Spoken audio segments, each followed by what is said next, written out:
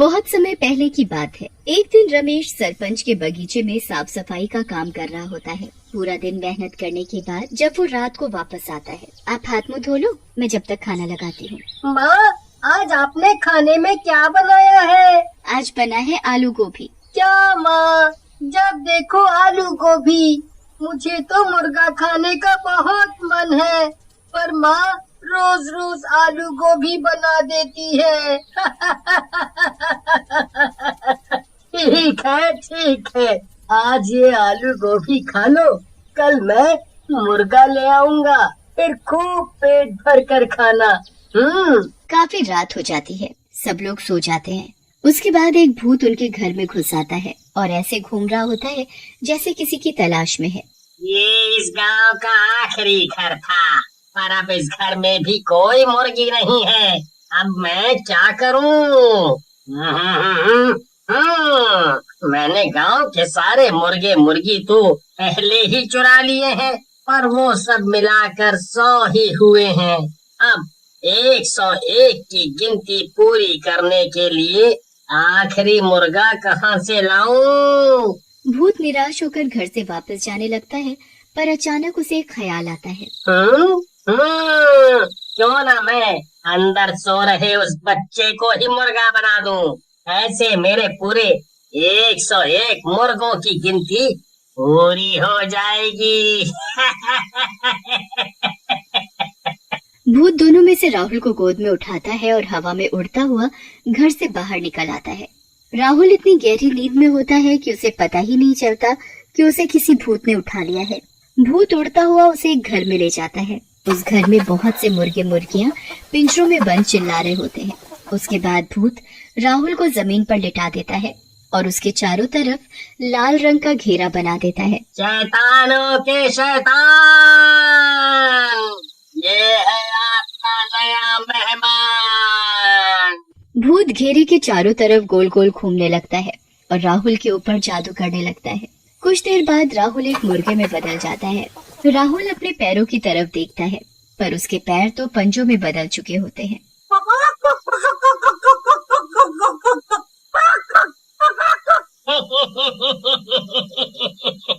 आखिर हो ही गए मेरे पास पूरे 101 मुर्गे।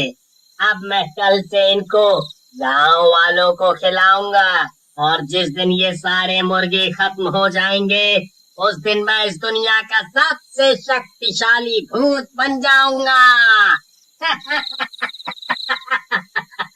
अगले दिन भूत अपनी दुकान खोलकर बैठ जाता है और गांव वालों को मुर्गे बेचने लगता है। दूसरी तरफ अगली सुबह रमेश वापस सरपंच के घर काम करने के लिए निकल रहा होता है। मैं जा रहा हूँ, शाम को आते वक्त राहुल के लिए मुर्गा लेता आऊंगा। जी ठीक है। रमेश काम पर चला जाता है और कमला अपने घर के कामों में लग जाती है। किसी को अभी तक इस बात का एहसास भी नहीं होता कि राहुल घर से गायब है। राधिका भी उठकर घर के काम में अपनी माँ का हाथ बटाने लगती है। राधिका, जरा इस राहुल को जाकर उठाना तो। दिन चढ़ाया है पर ये लड़का अभी तक सो रहा है। नहीं माँ, मैं जब उठी तब वो अपने बिस्तर पर था ही नहीं। वो जरूर अपने दोस्तों के साथ खेलने गया। आप उसे कुछ कहते नहीं हो ना, इसलिए अपनी पढ़ाई लिखाई छोड़कर बस खेल कूद में ही लगा रहता है। अब मैं क्या करूं? ये सुनता भी तो नहीं। आज आने दे इसे, अच्छे से इसकी खबर लूंगी। कमला और राधिका फिर से अपने कामों में लग जाते हैं। काफी देर हो जाती है। दिन के खाने का भी वक्त हो जाता है, पर राहुल घर नहीं आता। अब कमला और राधिका को राहुल की चिंता होने लगती है। इतनी देर तक तो कभी बाहर नहीं रहता। राधिका बेटा, तू जरा जाकर तो देख कि कहाँ खेल रहा है ये लड़का। जी माँ, आप चिंता मत करो, मैं अभी उसे पकड़ कर लाती हूँ। राधिका गाँव में हर जगह राहुल को ढूंढने लगती है और उसके सारे दोस्तों के घर जाकर भी उनसे राहुल के बारे में पूछती है, पर राहुल का कुछ पता नहीं चलता। वो घर आकर अपनी माँ को बताती है तो वो और ज्यादा परेशान हो जाती है। अब तो इनके आने का ही इंतजार करना पड़ेगा, वो आएंगे तभी कुछ होगा। दोनों रमेश के आने का इंतजार करने लगते हैं और रमेश इस बात से अनजान कि उसका बेटा राहुल कहाँ है, वो सरपंच के बगीचे में काम कर रहा होता है। काम खत्म करने के बाद रमेश घर आने लगता है।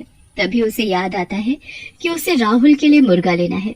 वो मुर्गा खरीदने जा ही रहा होता है कि तभी उसे आवाज आती है, मुर्गे की मीट ले लो, मुर्गे की मीट। अरे, यहाँ कौन मीट वाला आ गया?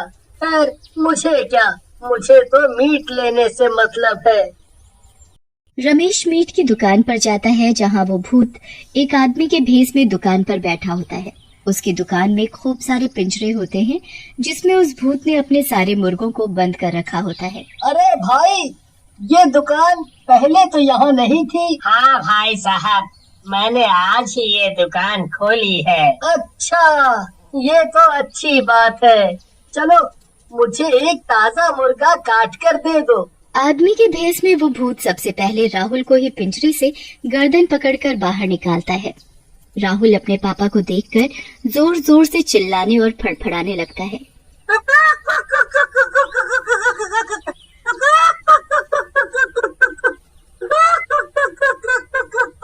रमेश को कुछ अलग सा महसूस होता है।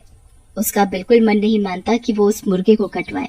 अरे भाई साहब, आप इसे काटो मत, मैं इसे घर जाकर खुद काट लूंगा।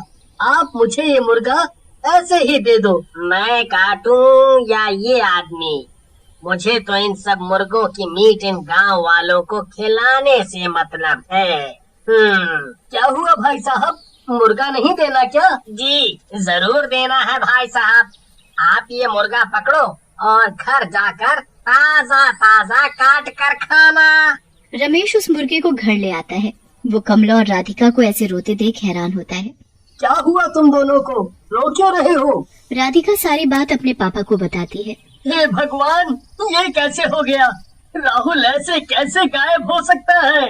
अभी कुछ दिनों से मैं हमारे गांव में मुर्गे मुर्गी चोरी होने की बातें सुन रहा था, पर आज तो हमारा बच्चा ही गायब हो गया।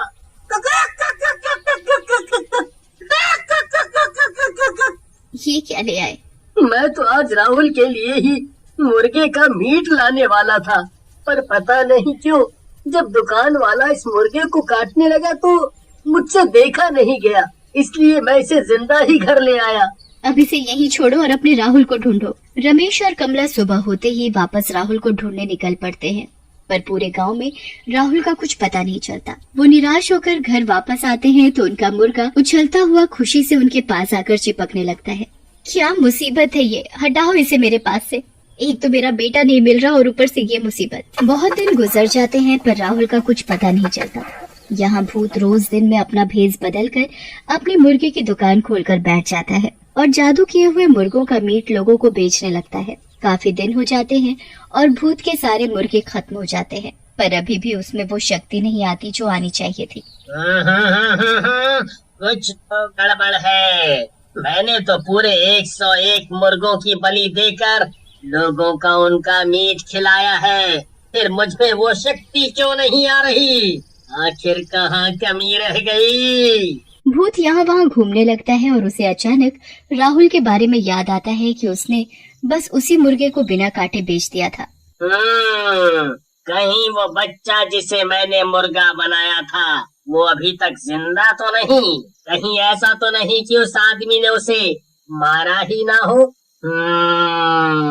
आज अमावस की रात है, मुझे उस मुर्गे को रात 12 बजे से पहले ढूंढना होगा, वरना वो अपने असली रूप में आ जाएगा और मेरी सारी मेहनत बर्बाद हो जाएगी। भूत उस मुर्गे को ढूंढने निकल पड़ता है, पर वो मुर्गा तो मजे से अपने ही घर में खेल रहा होता है। अब तो रमेश, कमला और राधिका सब उस मुर्गे को प्यार करने लगे थे। भूत सारे गांव में ढूंढने के बाद आखिरकार रमेश के घर पहुंच जाता है और मुर्गे को देखकर बड़ा खुश होता है। भूत घर में घुसकर मुर्गे को दबोच लेता है। वो बुरी तरह फड़फड़ाने और चिल्लाने लगता है। मुर्गे की आवाज सुनकर सब बाहर आ जाते हैं और भूत को देखकर घबरा जाते हैं। तूने इस मुर्गे को क्यों नहीं मारा? तेरी वजह से मेरी सारी मेहनत बर्बाद होने वाली थी। इस मुर्गे को छोड़ दो, ये हमारा है। कभी नहीं, कभी नहीं। भूत मुर्गे को लेकर भाग ही रहा होता है, तभी मुर्गा उसके हाथ से निकलकर भाग जाता है। भूत उस मुर्गे के पीछे पीछे भागने लगता है। मुर्गा कभी पलंग के नीचे घुस जाता है। भूत उस मुर्गे को पकड़ने के लिए पूरे घर में भागने लगता है। इतने में 12 बज जाते हैं और वो मुर्गा अचानक राहुल बन जाता है। राहुल को देखकर सब लोग खुशी से पागल हो जाते हैं। वो भूत वहाँ से गायब हो जाता है। उसके बाद राहुल सारी बात अपने घर वालों को बताता है और सब खुशी खुशी रहने लगते हैं।